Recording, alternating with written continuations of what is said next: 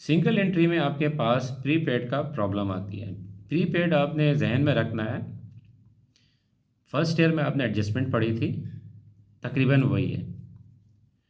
अगर प्रीपेड का अकाउंट आपके पास डेटा में दिया हुआ ऊपर बिगनिंग में जनवरी 1 या दिसंबर 31 में ऊपर प्रीपेड दिया हुआ है, और नीचे डेटा फॉर इंश्योरेंस में भी आपके पास, डेटा फॉर एडजस्टमेंट में भी आपके पास प्रीपेड दिया हुआ है। मिसाल के तौर पर आपके पास कितना था, 55,000 प्रीपेड, और नीचे डेटा फॉर एडजस्टमेंट में 3,000 दिया हुआ है।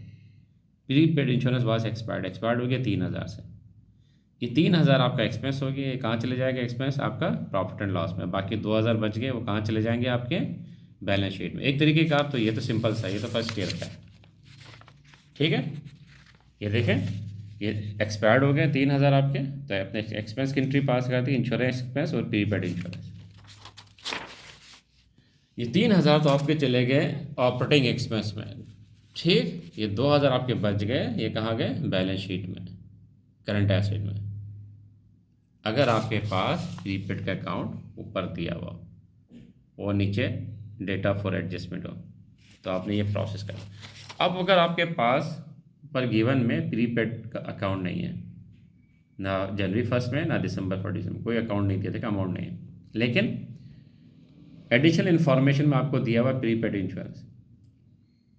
अब आप इसको कहाँ से रिकनसाइल करेंगे, रिकनसाइल तो कर ही नहीं सकते। अगर आपके पास गिवन में डेटा होता तो आप प्लस माइनस करके निकाल लेते हैं, एक्सपेंस कितना है, प्रीपेड कितना है, लेकिन यहाँ पर तो है ही नहीं आपके पास अमाउंट। तो ऐसी सूरत में आप क्या करते हैं, 4,000 को आप दोनों जगह रिकॉर्ड करते हैं। यानी आप अदर इनकम में भी रिकॉर्ड करते हैं इस 4,000 को, और इसी 4,000 को आप बैलेंस शीट में भी रिकॉर्ड करते हैं। यही 4,000 आपकी बैलेंस शीट में भी जाएगी, यही 4,000 आपकी अदर इनकम में भी आएगी। यानी 4,000 आपकी दोनों जगह रिकॉर्ड होगी। कहाँ, अदर इनकम में भी आ गया आपका 4,000, यही 4,000 क्योंकि रिकनसाइल नहीं हो रहा, और ये 4,000 आपकी कहाँ आ गए, करंट एसेट में, बैलेंस शीट में भी आ गए 4,000। ये 4,000 आप रिकॉर्ड कर लेंगे, सही है, दोनों जगह रिकॉर्ड होगा।